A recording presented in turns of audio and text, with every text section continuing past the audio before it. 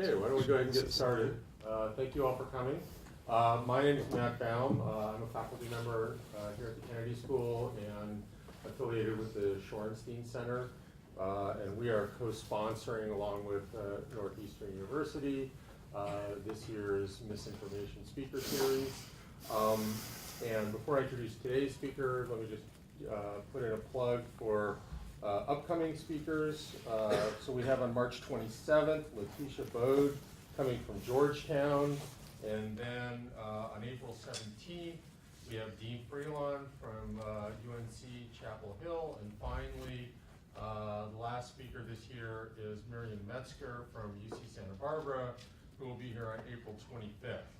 So definitely come to those if you can. And now I'm going to see if I can find today's speaker's bio efficiently. So today we have Adam Berinsky, who came all the way down the road from MIT. Apologize for apparently reading a horribly out of date bio, but I believe he's still the Mitsui Professor of Political Science at MIT and the Director of MIT's Political Experiments Research Lab. Those are still true. Yes. Yep. Okay.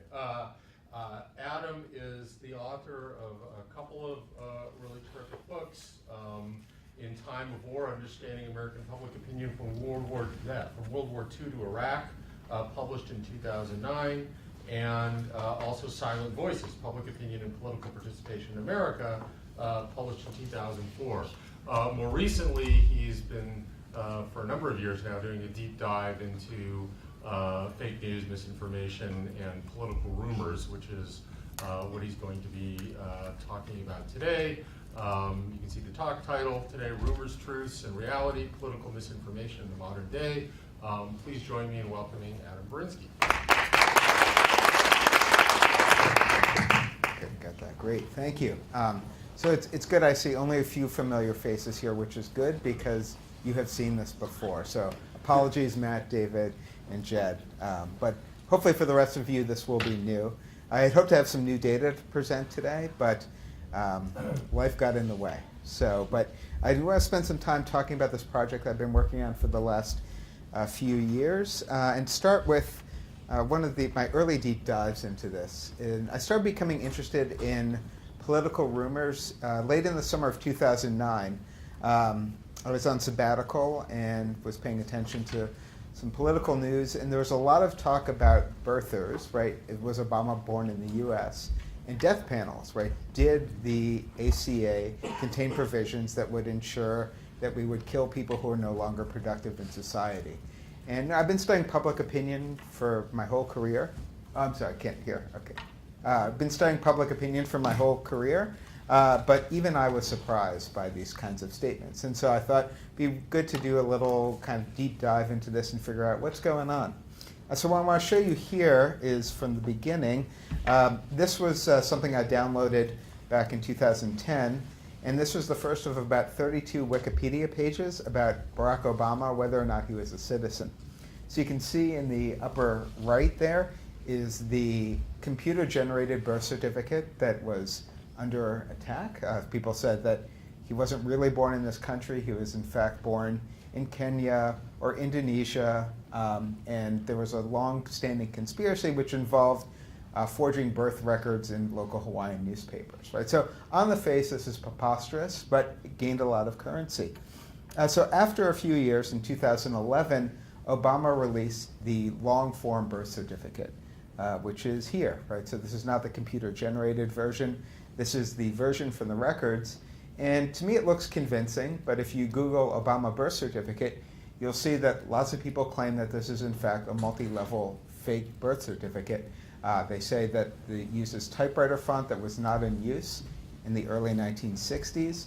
They say that there's twins born in the same hospital on the same day who have different looking birth certificates.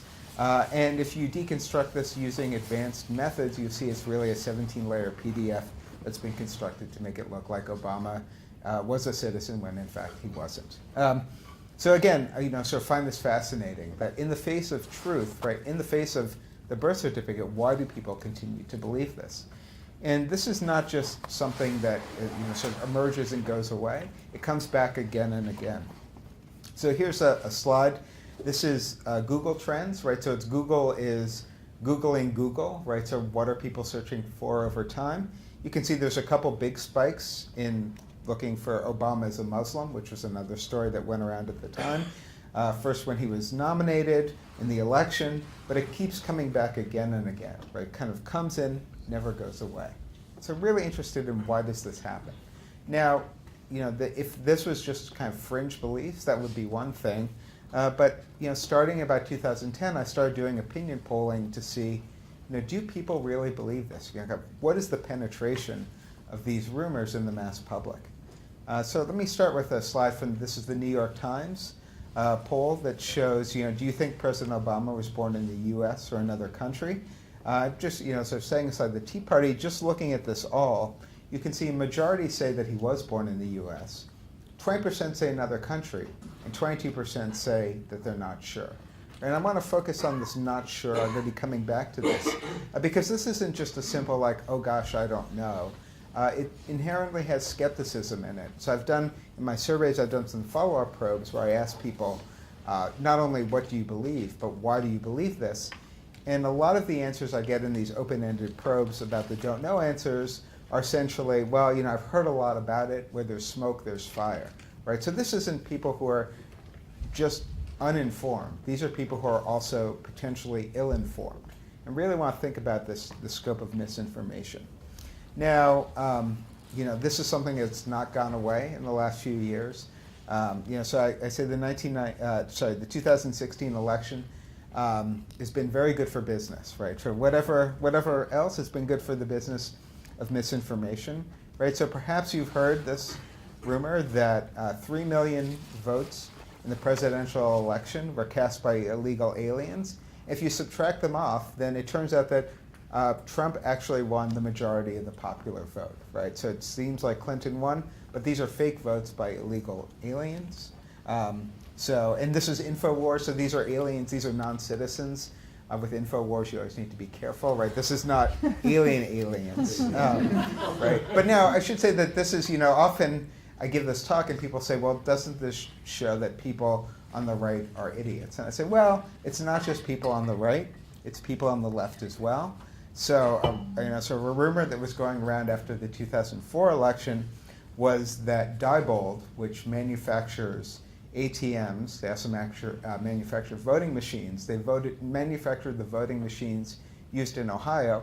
They also gave a lot of money to the Republican cause. So the rumor that was going around was that Diebold basically cost the election for the Democrats, and if Kerry had won Ohio, as this theory says he should, he would have won the presidential election. Right? So this is conspiracy trafficking on both the right and the left. Now, so what does that mean for modern society? So rumors have been around for years, but the way that they're transmitted and translated to a broader audience, I think, has changed in the internet age. I'm going to talk a little bit more about that. But I should say that I'm primarily interested in mass opinion. So I'm interested in who believes what and why, and what can we do to correct it, and sort of taking as given that the information environment has changed. Now, it's changed in important ways. I grew up in New York in the 1970s and 80s. So yeah, Dave, you'll remember this poster here. These were posted around, this is how rumors used to spread, right? So this was, so it turns out that Mondale lost to Reagan, not because he was a bad candidate, because they were in cahoots together to throw the election, right? So used to be, this is how rumors spread. But going back to that illegal alien rumor, this is how rumors now spread, right? So by presidential tweet. Okay, so I want to sort of say, in this current environment, what is it that people believe? So let me give you some examples from my polling here. So this is from July 2010. I've been working on this project a long time. I was telling Matt, like the benefit now is I have long time series of these data, right? So I was supposed to finish this book a while ago, but I can show you data spanning the last decade. Here, that same birther question, you can see majority think that he was born in the US, but there's significant portions who say no or not sure. Here's another question I'm going to be coming back to later about death panels. Do you think that the changes in the healthcare system determine whether or not to give ill people care based on their level of productivity in society, right? So here it's only a plurality that rejects, high levels of people who accept that rumor or say don't know. Similar question about euthanasia. So, we'll make the subtext text here, right? Do elderly people need to meet with government officials to discuss end-of-life options, including euthanasia, right? So this is, again, these have big policy implications, these kinds of beliefs. So here's the first story about my mother-in-law, who will be, if you've seen this before, a recurring character in this talk. So you think for most people that belief in death panels would be a bad thing. My mother-in-law actually supported the ACA because she thought that there would be death panels. I don't know if she had particular people in mind. But I think the important thing is that these are situations, that these are not just kind of fanciful beliefs. These have real policy consequences. And so, again, it's not just rumors on the right, rumors on the left. So truthers, right? So if you want to lose a couple afternoons of your life, just Google spare change 9/11. And you can get sucked into a vortex of conspiracies about whether or not the 9/11 attack was basically a plot by the US government there. So kind of rumors are everywhere. And so I show you, here's some data from 2010. Here's some more recent data from about a year and a half ago, actually less than a year and a half ago, from December 2017. So I know there's a lot of small text here, but you can see, do you think that Obama was born in the US or not? That there's still a majority that reject that, but there's still lots of people who either accept it or say that they're not sure. Then we can move to more recent rumors, so things about, do you believe that 3 to 5 million non-citizens voted in the 2016 presidential election through widespread voter fraud or not? 38% reject that, 36% are not sure, 27% say that they think it, right? So there's really rampant belief here. And so this gets me to my soon-to-be forthcoming book. So I signed a contract in 2012, so I would deliver it in 2014, and it's not fake news. Like, here we are. I still haven't finished it, but I'm working toward it. But the two things that I really want to focus on are how is it that reasonable people, and largely these are reasonable people, can come to believe bizarre stories about our political system and the politicians who run it. And second, and most importantly, is how can we correct this false information? Now, I should say I've made a lot more progress on this first topic than the second topic. I know probably if you've been coming to these talks, you see there's a lot of folks working on this correction of false information. It turns out it's a lot harder than we thought it would be a decade ago. In fact, it's still an ongoing issue. But I'm going to talk a little bit about that. But first, I want to talk a little bit more about kind of this belief, right? So, I do surveys and experiments. So I want to talk about some of the surveys I've done to kind of give you a picture of who believes this stuff and why do they believe that. And so there's really two factors here. The first is a general tendency towards conspiratorial thinking. So I can talk about this, but psychologists, political scientists have done a bunch of work. Then there's lots of different scales using lots of different measures I'm going to get to. But basically, there's some people who are more likely to believe these kinds of stories than others, right? So, think about family holidays, right? That there's, at the one end, you have that uncle, cousin, nephew that you always try to avoid because they always have some story about, sort of the conspiracy theory du jour. And the other hand, you have people who reject everything. So people can be arrayed on this. And so there's some people who are more likely to believe these stories than others. But the second is, and kind of here's where the politics comes in, is that there's really a power of partisanship there. That really there's a lot of motivated reasoning here where people stand depends on where they sit, right? That kind of, if you believe something or not, depends in large part on whether or not you subscribe to certain political beliefs.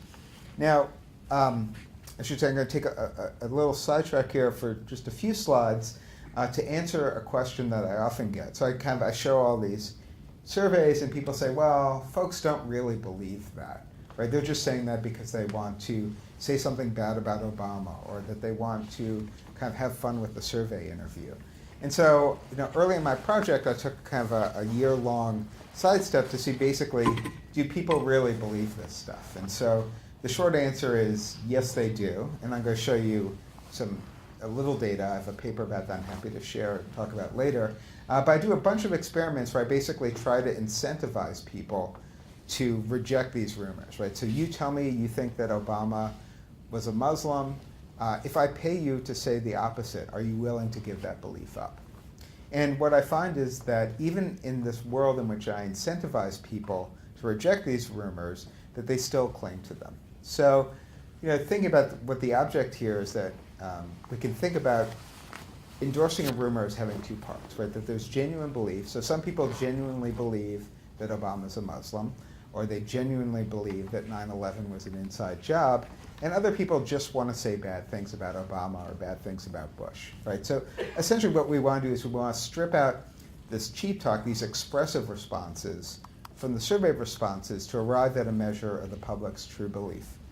So basically what I want to do is I want to decrease the benefits of giving an expressive response, a response that you don't really believe in, but you just want to say something bad about a political figure or political party. Now, here I've done basically 4 experiments where I've done this. I'm just going to talk about one where I basically incentivize people to speak against their interests. So, yes, Matt? Are you going to define what you mean by incentivize? Because I know there's Yeah. these economics experiments where your reward is contingent on the actual responses trying to. Exactly, yes. So this is what, yes, Okay. good. So, So it's not like I'm going to pay you if you don't, you said you believe this. Mhm. If I offer you money, will you say you don't believe it? That's different than. I'll show you. Okay. Why don't I give a concrete example here? So it seems like there's enough interest in this, though, that it's worth. Because I basically did this because I would give talks, and then people would say, "Well, I don't believe any of this." And if it was an economist, they would just walk out of the room. And so, sort of the. So I did this. So if there's enough interest, let me kind of dive into this one thing here. Right. So basically, the idea is I want to make it costly to give an expressive response. Right. So one strategy is like this. Bullock, Gerber, and Huber is just the kind of stuff that you're thinking about. Marcus Pryor, where you pay people for a correct answer. Like, so for example, we know that people are more likely to say the economy is doing well under a Republican president if they're Republican, and vice versa for Democrats, right? And so the question is, do they really think that? Or are they just saying it because they want to say good things about the Republican president or the Democratic president? And so what they've done here is that they pay people for the correct answers, right? So you do an experiment, half the people get no incentive, the other half essentially get a monetary incentive where you say, like, if you get this right, we'll pay you money, right? And so this is the idea of incentivizing.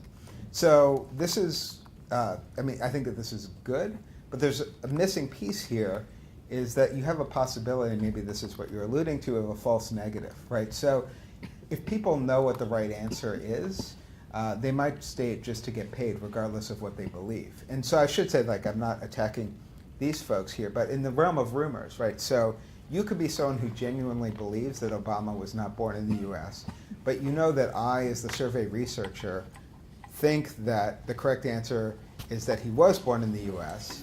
And you say, like, well, I don't care, I just want to get the money, right? And so, like, I'll take the incentive and run. I've also done, so in these surveys, I asked people, what do you think the majority of people believe? And even the people who think that he wasn't born in the US know that the majority of the American public thinks that he was born in the US, right? And so this is the problem. So here I'm trying a different approach. It's modeled on an economic paper where I have balanced payoffs here. And so the idea is I want to kind of parse out the people who would pay, basically they'll say anything for the money, versus the people who genuinely believe it and want to give up their beliefs. So here's what I do. I don't actually give them money. I pay people by shortening the survey, right? So if you express certain beliefs, there are follow-up questions, right? So what I say is, essentially, if you do think that, say, for example, Obama's a Muslim, here I'm going to show you, this is the actual treatment here. If you think Obama's a Muslim, we have additional questions for you. These questions should take about 5 minutes to answer. After you receive that, then you'll get, here's like the magic words in the survey panels, you will get the full standard incentive for completing the survey.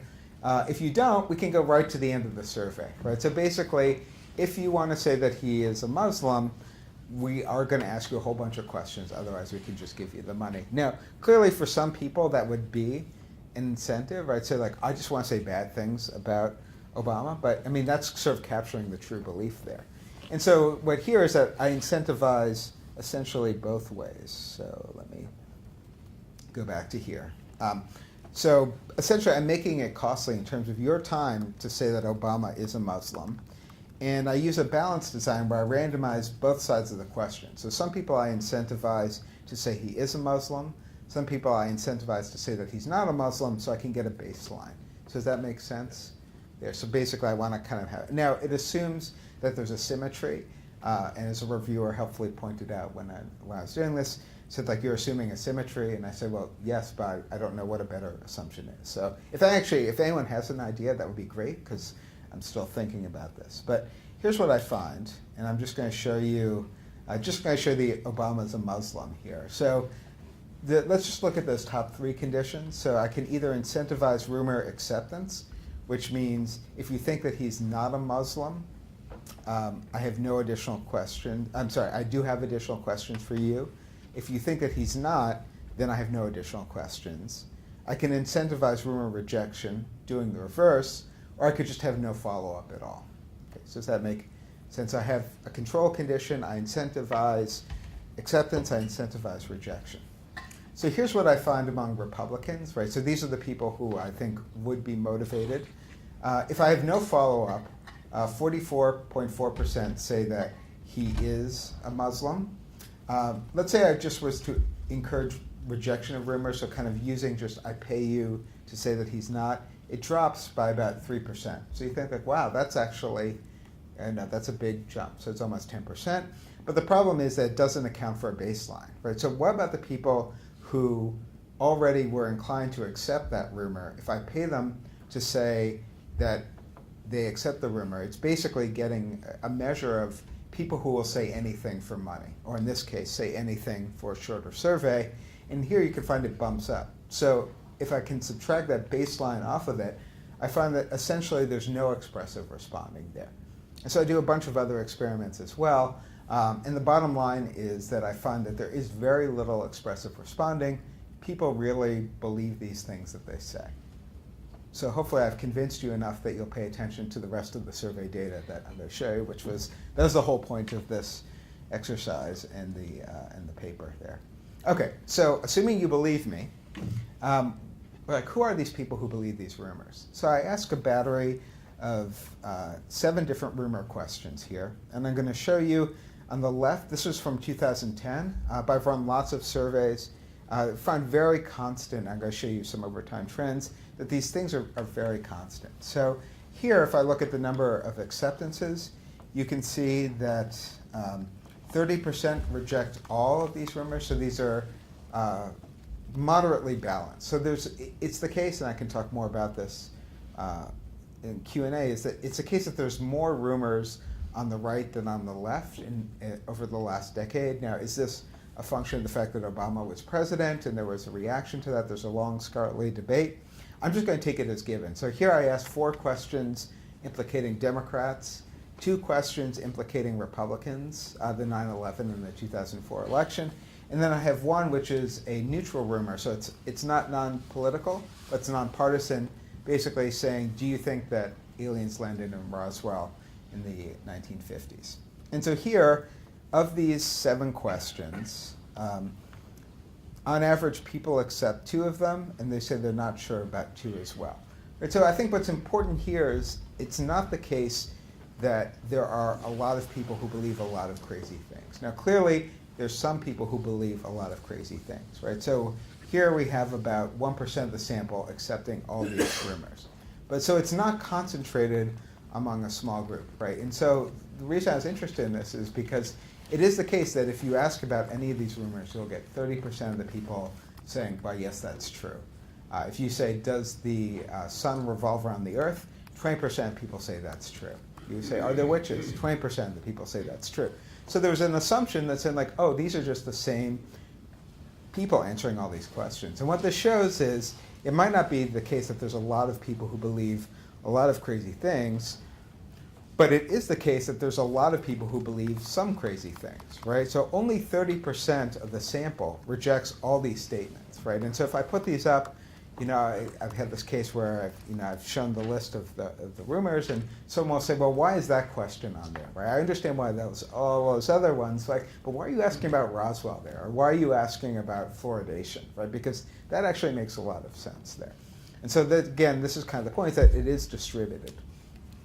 So then the question is, how do these beliefs arise? And it comes back, as I said, to the personality, right? And so I said there's lots of different ways that measure this. So some psychologists have scales of conspiratorial belief where they'll ask you 100 questions about 100 different conspiracy theories, and the more you endorse, the more conspiratorial minded you are. Personally, I don't think that that's a great measurement strategy, because, well, for several reasons. It takes a lot of time, and also, God bless you if you can answer 100 questions about 100 different conspiracy theories. I want to serve as something a little more compact. So here I'm looking at things that are a little more psychologically focused. I look at dogmatism, basically, do you see the world in black and white, and extreme political disengagement. Like, basically, do you think that the government is run by phonies? Now, there's nice work done by Eric Oliver at Chicago, kind of looking at other forms of belief. I've used his scales as well and find basically the same thing, that there is some personality component there. But being a political scientist, I'm less concerned about that. I'm more concerned about the political underlyings. And here's gets at the motivated reasoning, that it's partisanship, right? The Democrats believe stories about Republicans, Republicans believe stories about Democrats, and most importantly, there's an interaction here, right? So not all Republicans think that Obama was born in Kenya, but if you're a Republican who scores high in these conspiratorial beliefs, kind of these two things together, you're going to be more likely to think that's the case. So let me show you some data first to show you kind of how vast these partisan splits are. So here I have 5 questions I've asked over the last decade or so about these different conspiracy theories. And what I have here is the difference in percentage of rejection, right? So the people who say, I reject this rumor, Democrats minus Republican, right? So here, things above the 0 line are cases where Democrats are more likely than Republicans to reject those beliefs there. And so here, it's things about Obama's birthplace and whether or not illegal immigrants are given benefits when they come into this country. So the story is that when illegal immigrants come into this country, they're taken to special showrooms where they're given their choice of durable goods like washing machines and cars. So I don't know what they do with them, but this is actually, it's sort of fascinating. I do not recommend looking through these websites and stuff, but I spent some time in sort of craziness. I actually, one of my best former students, Michelle Margolis, who's now a professor at Penn, I had her doing this, and she said, Adam, you're destroying my faith in humanity. So I felt like ethically I had to do it myself, and then I was like, oh, yes, she's right. I'm going to stop doing that. But anyway, there are these crazy stories there. But I think what's important here to look at is not just the fact that there are differences, but the magnitude of these differences. Right? On Obama's birthplace, Republicans, and this is where I have it read, are 60% more likely than Democrats to not reject the rumor, right?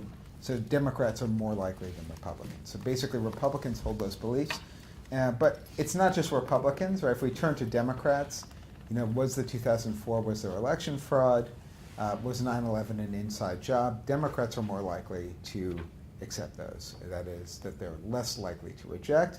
And just as comparison, I have this Roswell here saying not everything is politicized, right? If we ask about a nonpartisan rumor, we find this stable non-difference over time there. So good. So hopefully that all made sense there. Basically, we're seeing this enduring difference. Okay, I'm going to skip past this.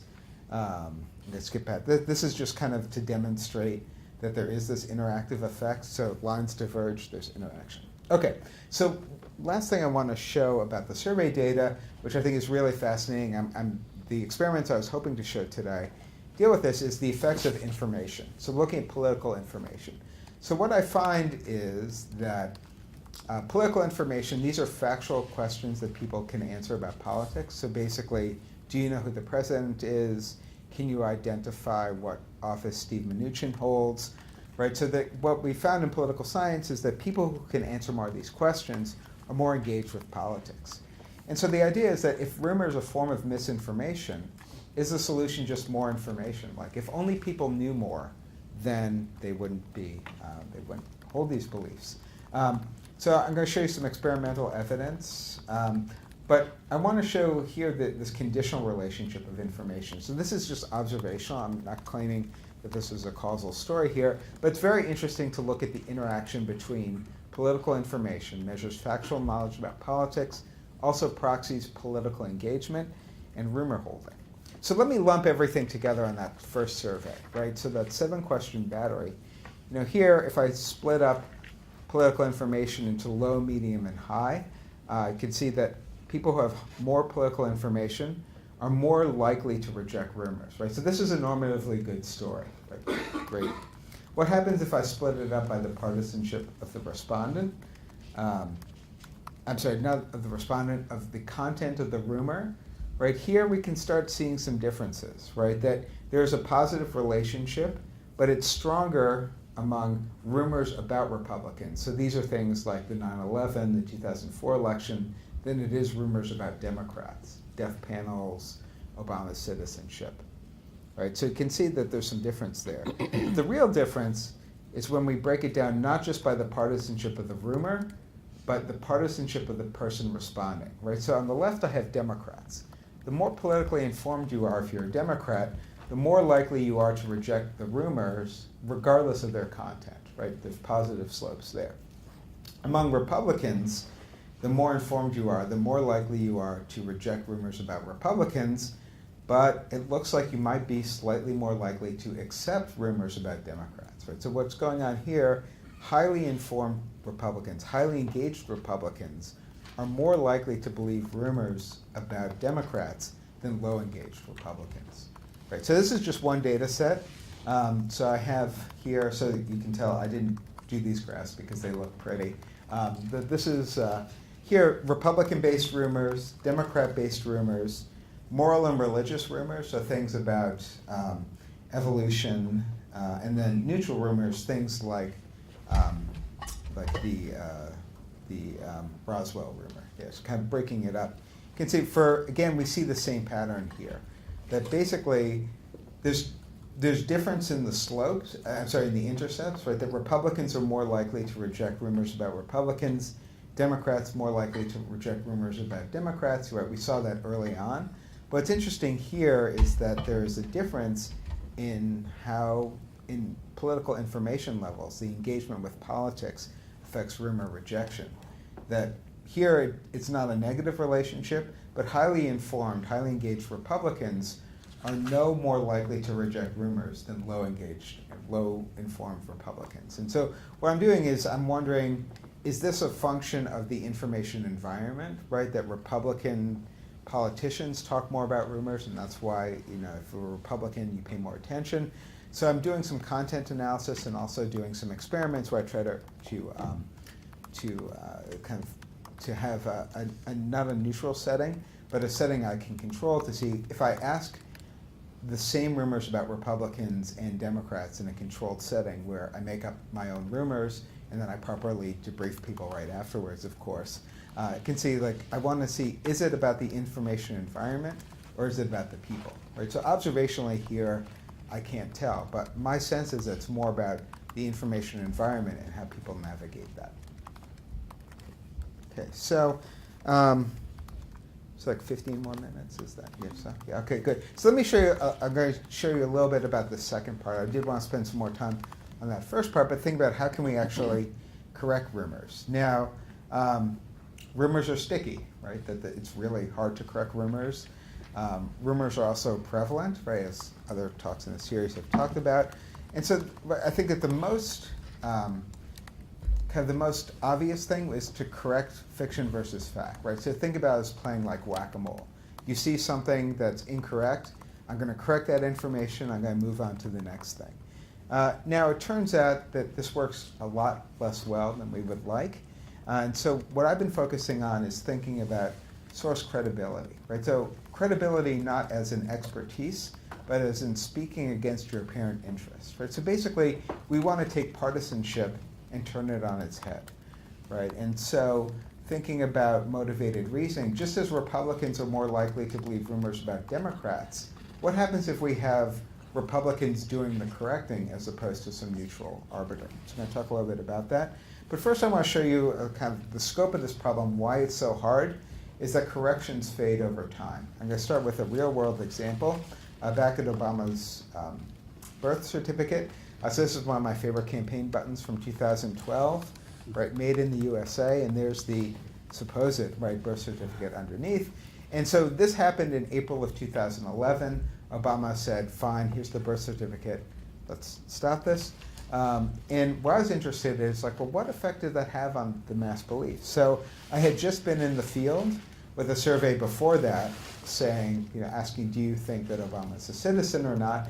And so that was April 2011, before the release. And then I had the survey firm go in the field after as well, kind of take advantage of this natural intervention. The birth certificate is out there. How do people react?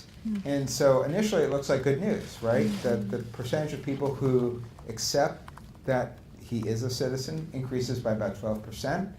So that's good news. But then there's some news that doesn't look so good here, right? If you look at the percentage of people who reject the rumor, people who accept the rumor, that doesn't change at all, right? We go 15%, 13%, we're basically in the same place. All the movement here is in and out of this not sure response, right? These people who are skeptical, kind of thinking that where there's smoke, there's fire, that those are the people who are affected by information, right? And this is as happy as the story gets, because if we go, people stop asking, do you think he's, because asked and answered, mission accomplished, we're all set. But I went back in January 2012 and asked, do you think that he is a citizen? And you can see there's a decay of the people who reject the rumor. And if we go to July 2012, a little more than a year later, it's gone completely. And in fact, things might be worse, right? That these are not statistically significant differences. But there is a trend that the percentage of people who think that he is not a citizen actually increases from April 2011 to July 2012, right? So the 2 points here are the correction I show you, this is in the real world. Obama gave a correction that fades over time, and all the movement goes in and out of these not sure responses. I want to shift that up for the experiment I'm about to show you, which is what I did about death panels, right? So going back to those rumors early on, those rumor questions, I showed you two, one about euthanasia, one about death panels, and here I wanted to test the efficacy of correction or source credibility and also measure the effects over time. Right? I know that corrections fade, what might be able to stick? So I should say, I'm going to show you, rather than describe my argument, I'm going to show you a clip from a web extra of the Samantha Bee Show. So Jed was kind enough to introduce me to folks in Finland. We did some workshops over there where I talked to Finnish government officials about how to correct misinformation. The Samantha Bee Show picked this up, and so I'm just going to show this clip that describes what I talked to them about here. So hopefully this will play. MIT to meet with an expert on disinformation and fake news, Adam Berinsky. The previous eras, you could turn to the media as the trusted source, right? Think about it in a basketball game. It's a referee, right? Someone Doesn't help me, sorry. Can you do cricket? I actually can't do cricket, but let's try. Rugby? Do they have a referee in rugby? I don't know, I don't watch it. Like I said, the problem in today is that there is no independent referee. And so you can get thinking about death panels, right? That there's this notion that... Oh no, I know what death panels are. Yeah, we have them in England, so it's like a pretty small price to pay for free healthcare. So we actually don't have death panels here. These nonpartisan organizations, these aren't true, but those kinds of corrections just didn't stick. So instead, what works is if you have people speaking against their apparent interest, right? So having a Republican saying that death panels are false, that's the most effective. We found the cure! So it's an easy cure, hard to implement though. So there is a cure, but the cure does not work. Not always. Adam, why am I even here?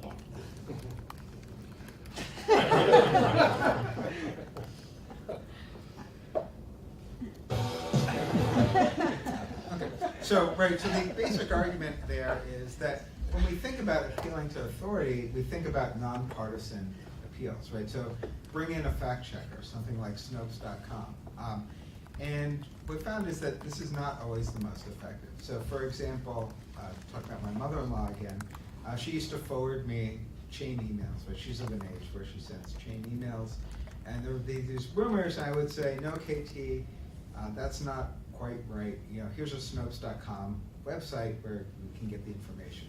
And that worked for about a year until she started saying, you keep sending me to this site, but all my friends say it's just a liberal shill, and I don't believe it, right? So essentially what happens is the Watchman becomes partisan, right? It becomes politicized. People don't believe this neutral referee. So what can we do in that case? So I've done some experiments. I'm just going to show you this very quickly before I end. This is in the paper I'm happy to share, talk more about. How can I correct these rumors in the real world? So what I have here is an article. So this is not a real article. It's an article that I constructed. But all the quotes and all the facts in it are real. The only thing that's not real is the author, Jonathan G. Pratt, was my senior year college roommate. I use him as my author in all my fake articles. But everything else about this is real. Right? These are real quotes. What I want to highlight here, and they didn't see this when they got the treatment, but I gave people one of 5 different conditions. In one case, I showed them nothing. I just asked them, do you believe in death panels? In the next one, I showed them this, the rumor only. And here I'm highlighting right here that it's highlighting the salience of the rumor. Right? Will there be death panels? I have this quote from Betsy McConaughey who says that has provisions that will make it mandatory that people on Medicare have a required counseling session that will tell them how to end their life sooner. All right, so this is the thing that my mother-in-law found appealing. And then Chuck Grassley, who said you have every right to fear. You should not have a government-run plan to decide when to pull the plug on grandma. Right, so really heightening the salience of the rumor. Then I do something that you would think of as a more standard correction. Right, so here, healthcare reform and death panels setting the record straight. And I have that same story, but in addition, I have this neutral correction. Right? I have the AMA saying this is not true. I have John Rother, who at that time was the executive vice president of AARP, saying this is not true. Right? So this is kind of what you would standard see in a journalistic setting, is that you have the rumor, you bring in the expert, right, the non-political, non-partisan expert to say, oh, this isn't true. And in addition to this, I had 2 more where I had a Republican doing the correcting. So this is John Isaacson, who helped draft the provision saying this is just not true. So it's that same rumor, nonpartisan correction, and also this Republican correction versus having it as rumor, nonpartisan correction, and then a Democratic correction. Right? So here I have Republicans speaking against their apparent interests, right? Basically, that a big part of the GOP strategy was attacking Obamacare, right, as we've seen play out over the last decade in American politics. But here we have Republicans saying essentially, this is not true, right? And so I think that brings it credibility, right? So the analogy I like to use is thinking about French fries at McDonald's, right? So McDonald's used to sell supersized French fries, which is basically 2 large French fries put together, not so healthy. Now, they stopped selling that. They didn't say you shouldn't be eating French fries. But if McDonald's, which makes its money selling French fries, decides to stop selling a product, right, that's a pretty credible signal that you should not create your own supersized fries by buying 2 large fries and then putting them together. Right? Similarly, right, it's a Republican speaking against their political interests saying there are no death panels. And here's what I found. And it was 2 things here, I think, that the important is that here I have the immediate, right? So I ask right away, I ask you, either you're in the control condition, you get nothing. You get in the rumor only condition, the rumor and correction, the rumor and Republican correction, the rumor and Democratic correction. So here I really want to focus on these rumor rejection rates. You can see if I show you the rumor only, your rumor rejection rate goes down, right? So rumors do have power. If I show you the rumor and correction, this neutral source, you can see that I'm basically back where I started. So it's no better than showing you nothing at all. Where there is power, is having a Republican saying there is no death panel. So that's the thing. This is what happens immediately. The other thing that I want to show you is that if you look at this first column here, this is about rumor acceptance rates. They don't really change by information. Just as in the real world with Obama's birth certificate, people are moving in and out of this not sure category. Right? It's kind of these people who are suspicious but not quite sure. Those are the people you can move. The hardcore believers, you can't move. So that's the happy part of the story. Here's the not so happy part, is let me go back to these same people 2 weeks later. I don't show them anything else, I just recontact them and I ask them their beliefs again. So just as in the real world, I went back a year later to ask people about Obama's birth certificate, I'm going back to these people to see, well, how do you think, where your beliefs stand? So the good news is the control condition, things don't change, right? So if I showed you nothing, you didn't learn anything, and at the end of the way, then it's showing me the baseline where I show you nothing doesn't change, right? So from an experimental standpoint, that's really nice because it says that if I didn't show you anything, there's no effect, so I can take a look at these other differences. If I look at the rumor only, that's not so good, right? The rumors stick. So 43% rejected it, and then 43% 2 weeks later. So basically, if I showed you only the rumor, that stuck.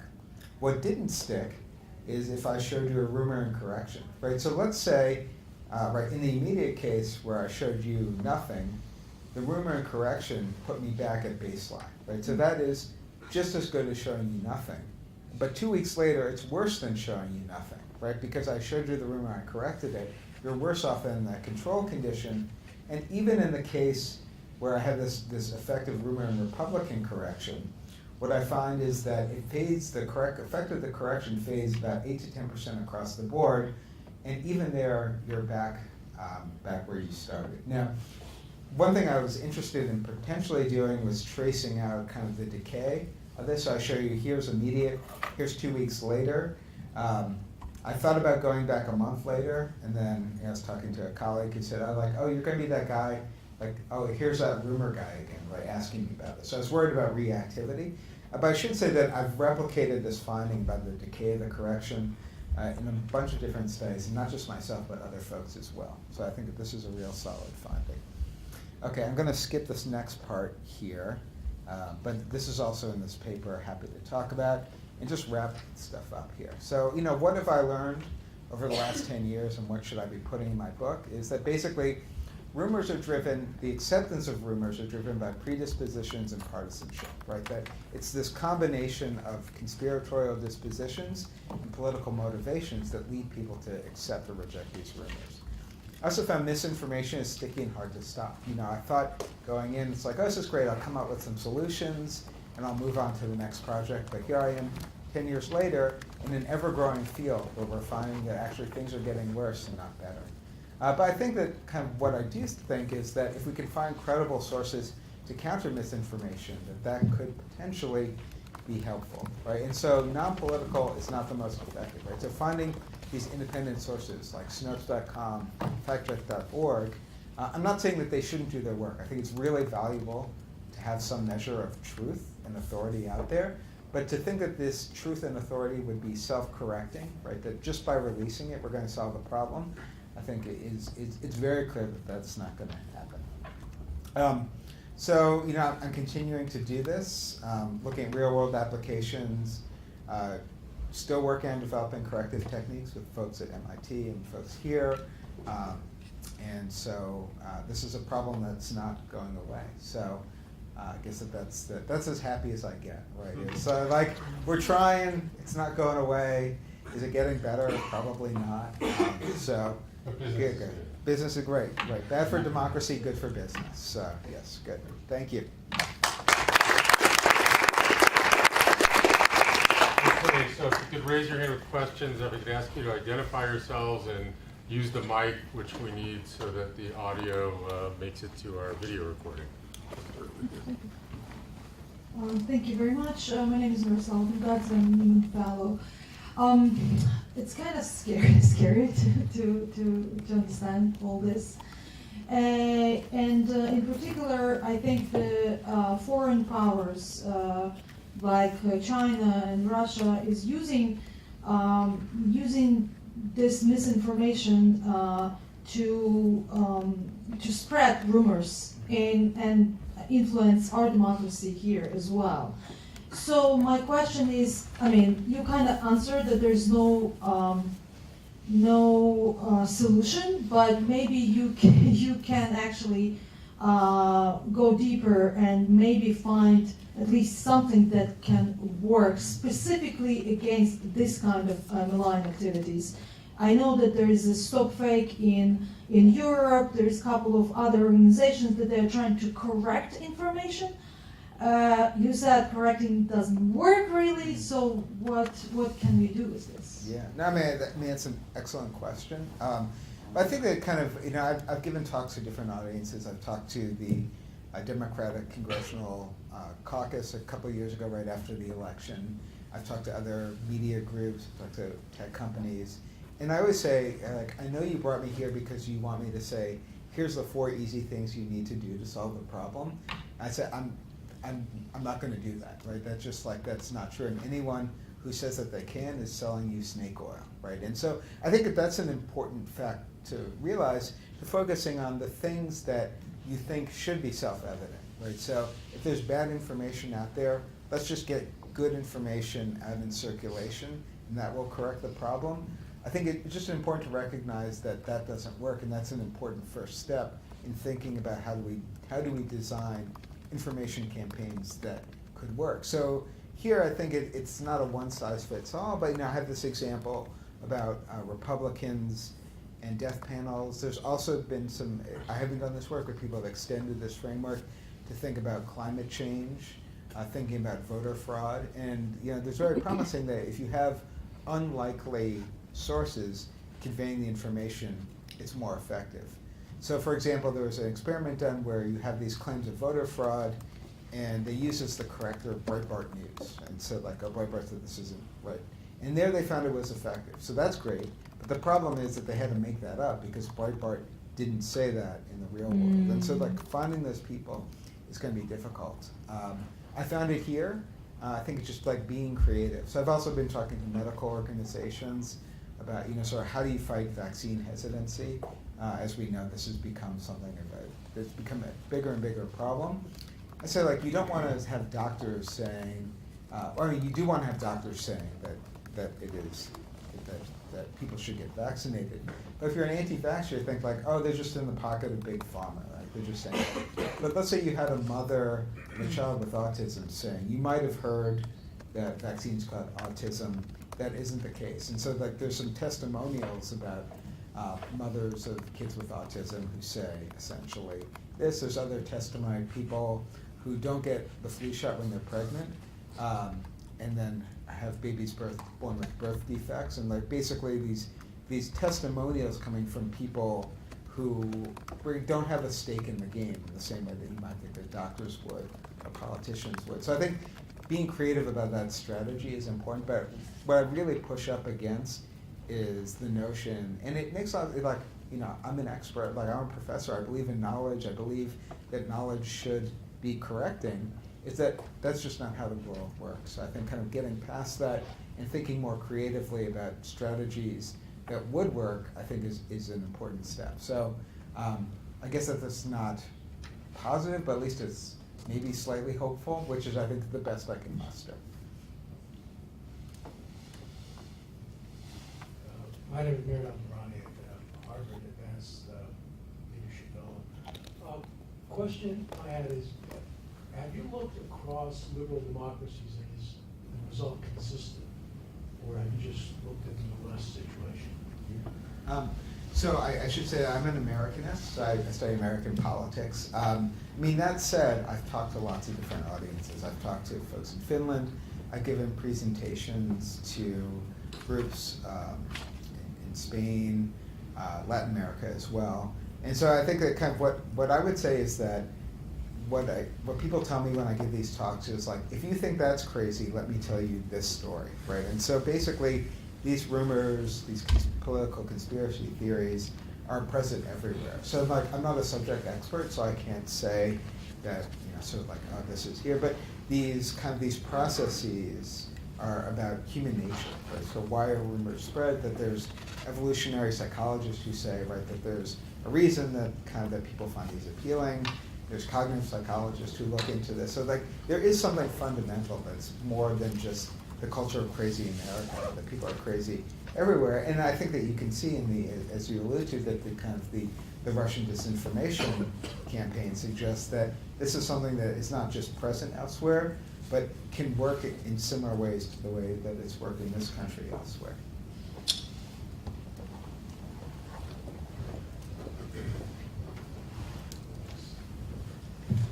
Hi, my name is Hal Shubin. I'm a member of the community. On the previous slide, one of your lessons, I think, said, don't repeat misinformation.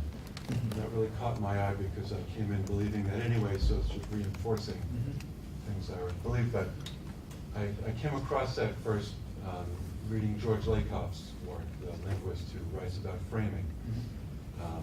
And he's commented often in the last couple of years that it's not worth trying to convince people that what the president says is wrong if you're just repeating what he's saying, because that's what's going to register and they're not going to hear anything else. Can you make any other comments about how that framing information fits into this? Yeah, I mean, I could say a couple things. So the reason that I kind of glossed over that is right now it's sort of contested in social science about. So when I first started giving this talk, that there seemed to be some pretty clear evidence that repeating misinformation made it worse. Now, in the last year or two, that finding has come under fire, and I could give a talk about that. So I don't want to dive into the technical details, but what I would say is that even if it doesn't make it worse, repeating misinformation can't make it better, right? And so, what is the solution there? Is don't amplify these sorts of misinformation. That we know to be true.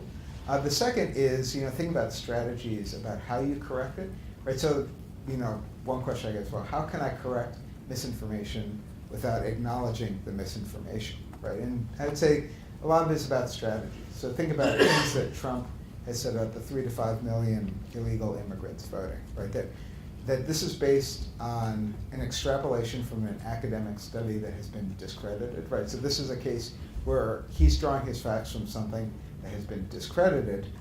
Do you start the story by saying, Trump says 3 to 5 million illegal immigrants voted? Or do you start the story by saying, essentially, it is extremely difficult for non-citizens to vote, kind of have the facts there, and then have Trump's thing. So I think, again, it's, do you repeat and then correct, or do you present the correct information and then acknowledge the statement that was said? So I think more of that. So the second thing that this doesn't directly get your question, but something I wanted to underlie here is my thinking about how to go about dealing with misinformation has changed over the last 10 years. I think especially in the last few, is going into this project, I kept thinking about basically trying to eradicate misinformation in people's minds, right? So people have false beliefs, let's get rid of them and replace them with true beliefs, right? And so kind of teaching that way. And what I found, especially, all these experiments I've shown you, and the real world example is people who believe these things don't give them up, right? What we really want to focus on is people who are not sure, right? So here's another mother-in-law story, which is, I basically have given up on trying to correct my mother-in-law's misinformation. Basically nothing's going to do that. And you have this group of people who are set in their beliefs. So I don't worry, it's not that I don't worry about them, but basically there's nothing that we can do. And I said, should we give up on trying to convince these people? I think yes, because there's another group of people, the people who have said oh, I'm not sure, right, who are skeptical. So people like my brother-in-law, perhaps, who are getting caught in the crossfire, they listen to my mother-in-law, he doesn't pay much attention to politics, he's picking up on this. Those are the people that we want to target, right? So not the hardcore believers, but these not sures, because it's a big part of the population, and then we do have the potential to swing them there. So actually I should say this about my mother-in-law, because it's getting recorded, and maybe she'll find it on the web. So people ask me, does my mother-in-law know that I tell these stories about her? I said, no, but my wife does, and so that's important there. But it is, it's for me, it's been very interesting to have this window into, sort of this world, sort of what works and what doesn't. And I think, should we give up on these people? I think yes, because I think trying to convince them is counterproductive, right? And I think the kinds of strategies that we should design should be designed to target these not sures rather than hardcore believers. Jonathan Kepner, ALI fellow. talk a little bit about a related issue, the Bradley effect. As many people know, Tom Bradley was the mayor of LA, black mayor of LA. They polled the weekend before he was going to win the governorship by 5 points. He lost by 5 points, give or take. And the conclusion is that people who were asked who they were going to vote for would not tell the polling people that they would not vote for a black person. Some people have suggested that maybe the Bradley effect was in effect with Trump also, where people would not tell that they were voting for Trump, they were too embarrassed, but then they did. How does that all affect, and how do you control in your field for the Bradley effect? Yeah, so this is like, so now I'm going to reach deep. I actually wrote my dissertation about don't know responses on surveys, and one of the examples I used was the 1989 New York City mayoral election, which was close to home for you. I was living in New York at the time.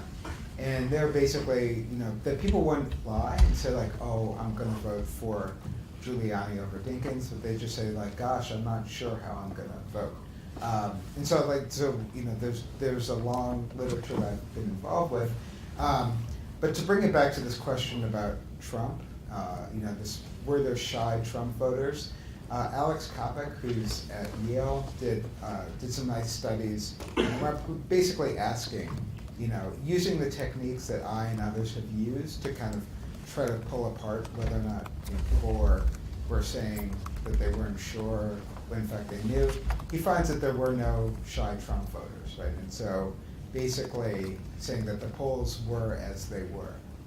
So that's so referring to, so in the general sense, we have thought a lot about this, but in the specific sense, there's this really nice study that suggests that people say what's on their mind, which is what I also find here. It's about, sort of thinking about Obama and his citizenship, right? You might think that Democrats who think maybe he wasn't a citizen are willing to say that. So Democrats who didn't think he was a citizen would either say yes, he is a citizen, or say not sure.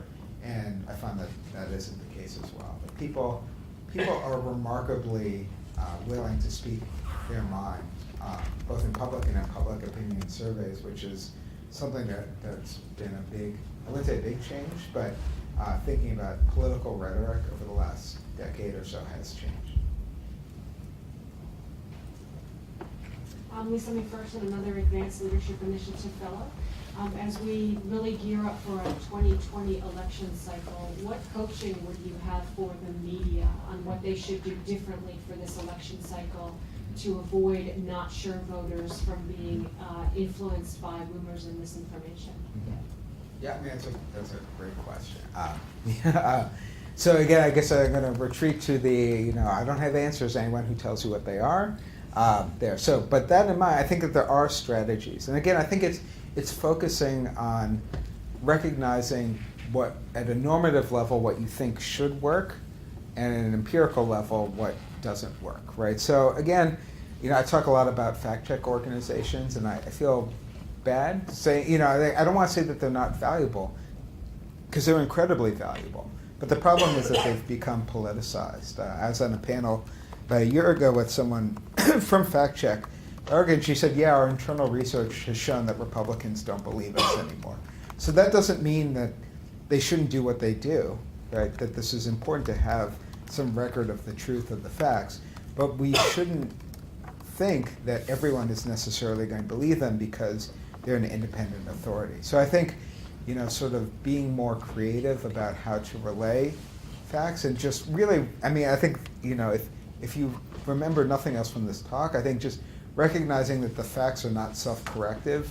This is not just in politics. It's, I've been talking to folks in healthcare, I've been talking to folks in the environment, right? That you have experts who think like, I know that, right, that think about, like, I was on a committee at MIT about climate change communication. Like, how should MIT communicate climate policy? And one of the people on the panel that I was on was a National Academy of Sciences climate scientist, right, at MIT. He's like, well, I'm a scientist at MIT. Like, this is what I do. And it's like, well, you should have the expertise, but it's not necessary. It doesn't necessarily come that way, given the skepticism about experts in society. So I think just recognizing that just quoting the facts from seemingly independent sources, that should be enough, and I totally agree it should be, but it just isn't enough.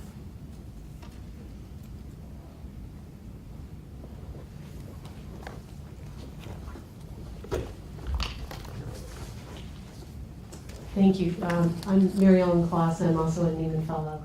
I wanted to ask you, with the increase in distrust, I guess, in what used to be reliable sources like the media, you know, as social media and as cable televisions become more polarized and partisan, what kind of an impact is that having? I also wonder about the sources of information people get. We used to, you know, there used to be a lot more prevalence of regional and local newspapers where people would, I think trust more often. Now that they're disappearing, people are getting their news from national sources. What kinds of a role do I guess the news ecosystem have an effect on people's decisions? I mean, that's another really big question. Matt and I have another project where we're looking basically kind of media self-selection, right? Are people conservative because they watch Fox News, or do they watch Fox News because they're conservative? And clearly the answer is a little of both. But I think the happy story that I think that we can have out of this is that most of the people don't really care about the news, right? And so, you know, you can use that to your advantage. So there's a lot of focus on these folks who are, you know, sort of the Fox News junkies or the MSNBC junkies, and so, you know, creating these echo chambers. But I would liken them to, like, these are the 17. I don't want to liken Fox News viewers or MSNBC viewers to people who hold these crazy beliefs, but, you know, it's these kinds of people that we're not necessarily going to be able to convince. So the trick is to, you know, deal with, how do we deal with the people caught in the crossfire, right? The people who don't want to see news, but sort of are incidentally exposed to news. Same thing with these rumors, right? How do we deal with not the people who hold them, but the people who kind of hear it in the air, like, oh, I've heard something, Obama not a citizen. I've heard something about that, where there's smoke, there's fire. And again, I don't have a solution to that, but I would think that I wouldn't place too much sort of fear in kind of this polarization and these silo effects. There's a lot of research that looks at, you know, sort of, do people sample across media? And clearly there are news junkies who are hardened, but, you know, what can you do about them? I'm not sure. But what you can do is try to kind of get these folks who are caught in the crossfire, right, trying to expose them to different views. Now that's tricky, right, because as you said, you know, sort of the local news, right, that ecosystem is dying. I have good friends who are newspaper reporters, so like I'm very familiar with kind of what's happened in the business over the last 20 years. So I don't have a solution for that, but clearly that is something that's created a hole, and so what is going to fix that hole? I don't know, but I think it's something. Again, I guess it's like, it's kind of the bottom line is, you know, I want to identify these problems and saying that there are not self-evident solutions, and so, you know, hopefully smart people in the media can think about potential solutions to that.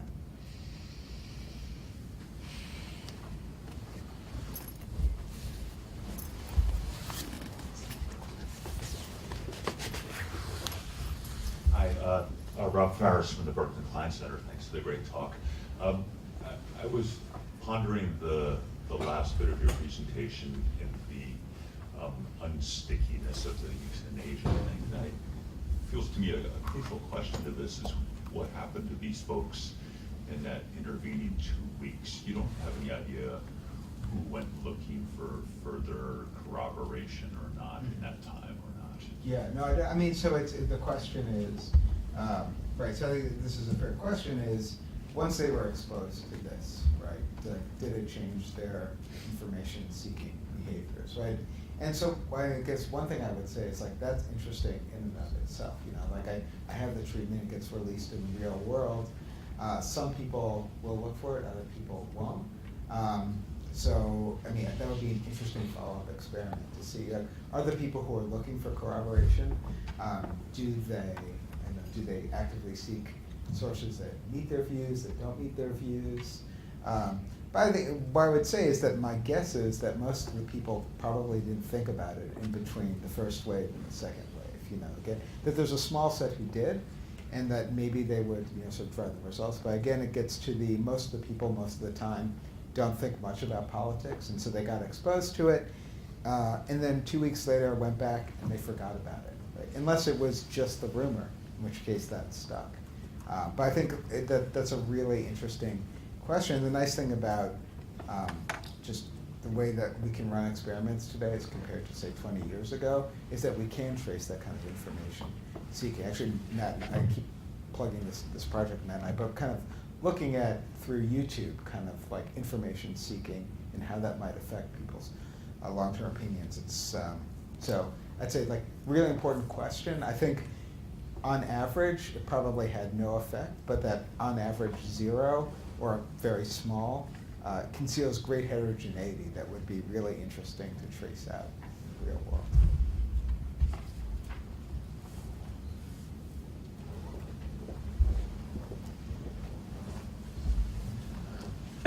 Cameron Hickey, I study misinformation at the Shorenstein Center as well. I wonder if you could talk a little bit more about the impact of source credibility. You mentioned something about essentially a debunk coming from Breitbart having more effect, but I didn't see any of the data on that. I was wondering if you could elaborate on that and tell us. Because I think recently we saw some other research that suggested that there might not be much of an effect from the source. Yeah. So that's not my study. I can send me an email. I'll send you back that, and there's also a climate change. So these are just two that have come across my desk, kind of using my framework there. But again, to say that this kind of this was like the Samantha Bee clip, right? You know, I found the solution. It's like, well, I kind of found the solution in this one case that might work more often. You know, I found like that this replicated. I was able to get this, but it doesn't mean that it's always going to work. But I've been very heartened by the fact that there are these 2 other examples where it does work, but doesn't mean it's always going to work. But I think that kind of, when thinking about this, that there's not going to be a one-size-fits-all solution, which going in I thought there would be. Right? I thought like, I will understand who believes this, I'll use that knowledge to develop strategies that will affect this. And I think what's clear, and this from kind of the research profile over the last 5 or 6 years, and really especially since the 2016 election, is that some stuff works sometimes and doesn't others. So I think using a throw everything up against the wall and seeing what sticks, as a practitioner, that's what I would advise. So like, this has worked, give it a shot, right? This we know makes it worse, right? And so I would say I'm very confident about the fading of information, because that's not just my work, but everyone's, corrections fade. So I tell people, if you're going to correct misinformation, however you do it, don't use a one and done, right? Don't say like, we saw what moved on. You need to have an ongoing campaign to reinforce it. So I feel very comfortable with that. In terms of strategies for, think about it, it's like be creative about who delivers your message. I think that could work. There's other strategies that people have chosen that could potentially, sort of work as well. So here at RAND, what my colleagues said, like basically, if you kind of get people motivated by an accuracy belief, like that you want to get things right, then they're more likely to accept correction. So that he's done a pretty small set there, but that's potentially as well. So, I would say, let's try everything, because we're in a situation where we're in a bad state in the information economy, and so I think that we just want to try a lot of things. In some ways, think about the disinformation, like what the Russian disinformation project is all about, just throwing a whole bunch of stuff up against the wall and seeing what sticks, right? And that they have an advantage that it's easier to make things stick than to correct them. But I think using that approach, I think, would be a good way. Eric Plonkin. 2 questions. Short one is, when in the surveys where you showed the percentages, like 9/11, death panels, what was the number, the N, of which the percentages were? But the more general question is, we're now in the information age, and we know that things can spread very quickly with the internet, the Twitters and stuff like that. What about historically, if you look back? I'm just thinking that even in opera, there's a famous aria called La Columba, the rumor, and that we start a rumor and will spread and spread. Has there been differences? Have psychologists, psychiatrists written about this for many years? What is the historical setting of your work? It's very clear on the first one. So all the surveys I've done are about basically 1,000, 1,500 people, right? So these are, fairly, so given my budget, large N, right? So that, but I think, feel pretty confident about that. But on your second question, and that's really interesting, because I do think that that's something that's changed. So I've read a couple historical treatments of conspiracy theories, and I think, one thing by a historian that I thought was really interesting is thinking about how the mechanics of how people find each other have changed. So, I had that example of the poster from the 70s and 80s in New York. But, I think like the Kennedy conspiracy theory, sort of in the wake, was really interesting. She has a really nice chapter. I forget the name of the book. But basically saying it used to be that people would like mimeograph newsletters and mail them to each other and have occasional conventions, right? And so the ability to contact other people who share your belief was limited by the technology and kind of the, not just to find them, but to find and regularly interact with them. Yeah, contrast that with like the QAnon Reddit. I don't know if folks are familiar with this. If you aren't, don't go there, because that's, again, another rabbit hole, right? But I mean, basically, these people can not only find each other, but interact in a real-time thing. So I think that has changed. So again, I don't think the basic psychological processes have changed, just as these are things I think are constant across different countries and different cultures. But kind of the speed and ease of exchanging information among the conspirators, I think, is something that's changed.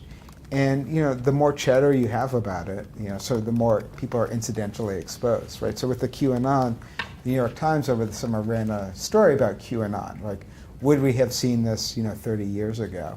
Maybe, maybe not. But what that story did was basically elevate it to kind of part of the media discourse there. So I think, I'm not a huge fan of the internet has changed everything, but in this case, I think it's changed a lot of things in important ways.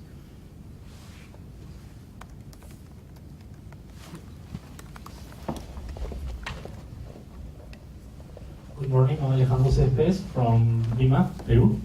And I was wondering about how can political makers and political leaders can control another type of big source of misinformation that comes from social media. What we see is that polarization social media sources as Twitter could be a little complicated to manage, because what we can see also is that public opinion and people is starting to believe what they want to believe. And the odd facts have found a fertile ground. And we can see this implication and effective goals in USA, in Brazil, and Italy. Which one would be their approach with misinformation sources to avoid the increasing of political polarization of the political makers?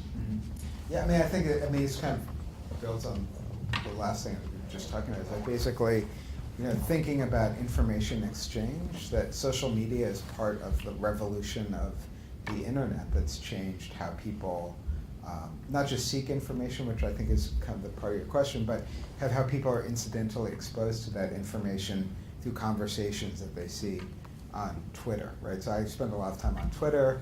I'm definitely an addict, but you can see stuff comes across in the feed that I wouldn't necessarily see otherwise, because friends of friends are retweeting. And so I think that part has changed the information environment. But there's always going to be people who are seeking information out.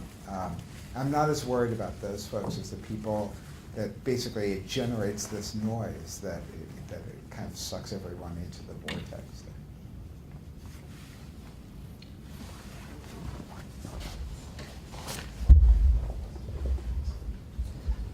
Hi, Jed Willard from the FDR Foundation at the college.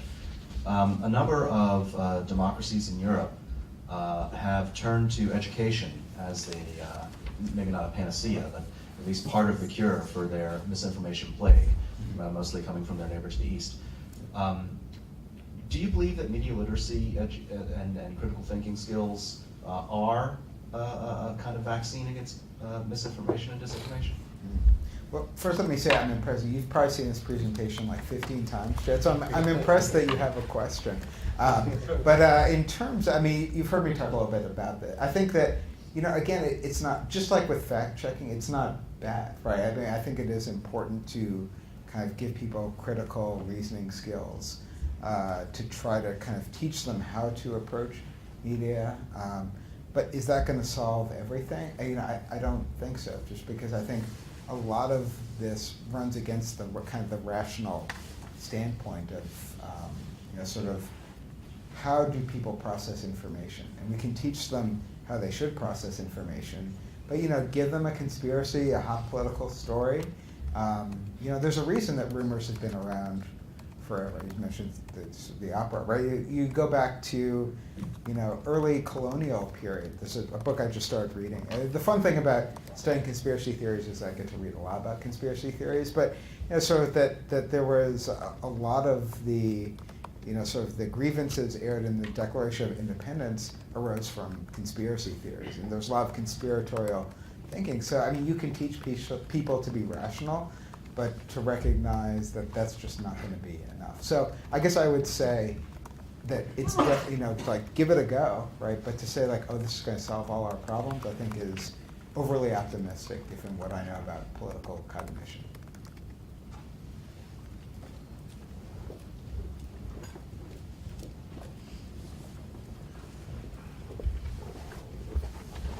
Thanks.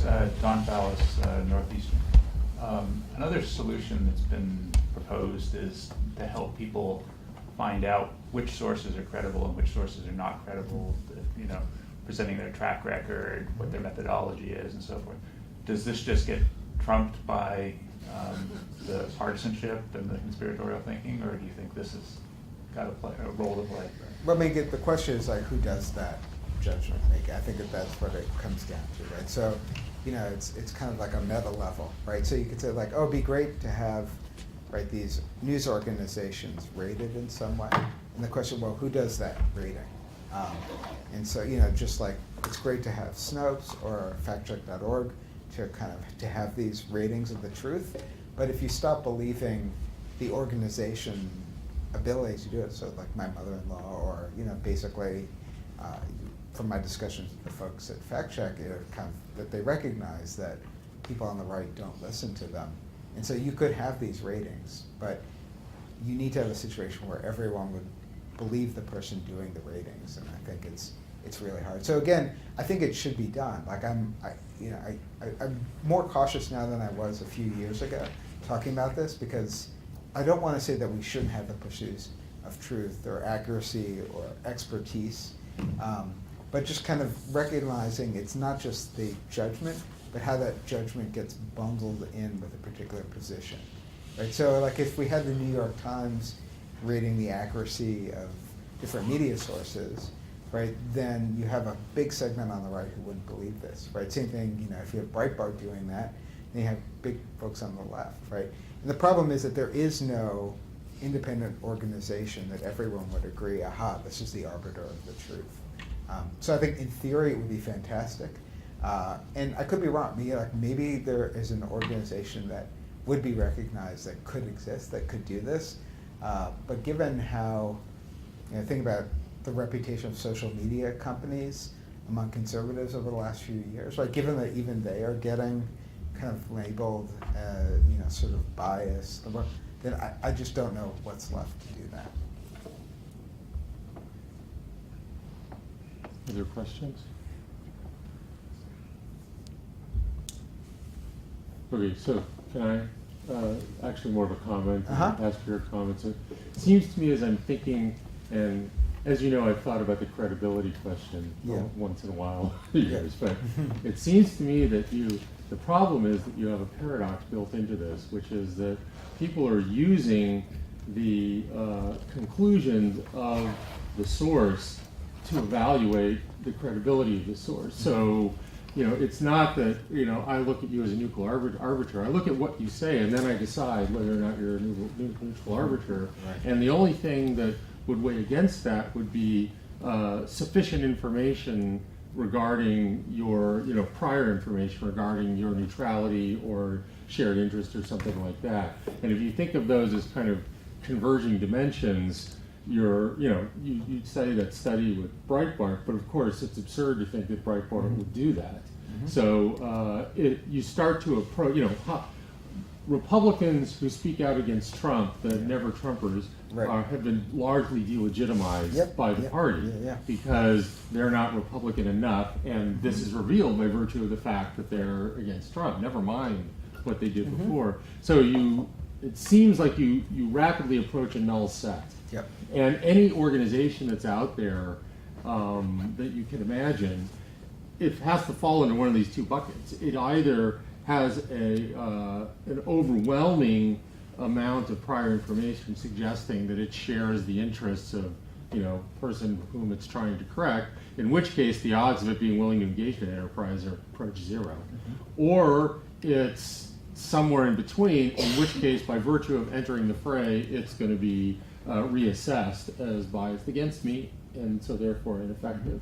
So I know you don't want to say that this is a dead end, but I want to push on that. Yeah. Like, where is the intersection here? Does it exist? Yeah.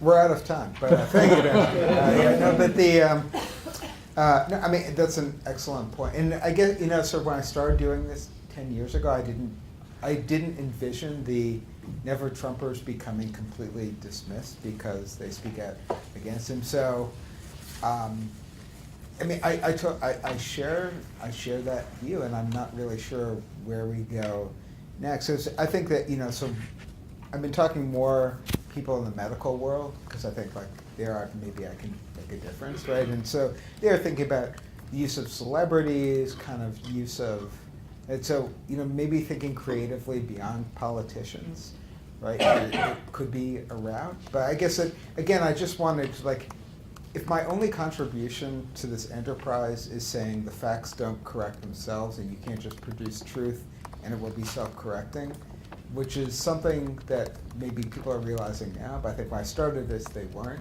then I think that's, I think I've made a contribution there. But what actually works, here's something that worked 10 years ago that might not work today for the reasons that you say, and I'm not really sure where to go from there. Just logistical, I think we're near the end, so I just thought it would be good to announce the next speaker. Or I did that at the outset. Oh, you did that? Yeah, it's March 27th with Tisha Bode.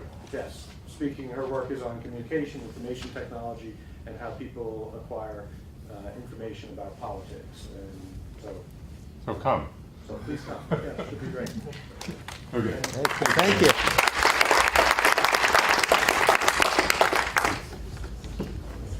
It's on the drawing sheet.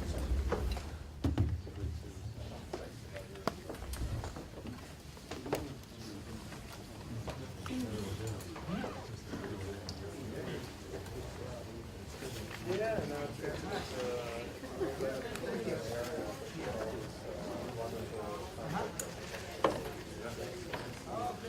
Oh, good, yeah. So we've been, okay, now I got the name and the face. Yeah.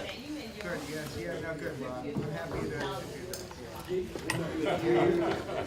want to look back and sing? I'm driving you back to, I was going to sort of say thanks to that. If you're going back to campus. I'm going home. There you go. Okay. So I just want to say thanks. Get back to work. Yeah, it's fun. So, remind me, where you told me, where are you living now? North end of the Orange Line. Oh, okay.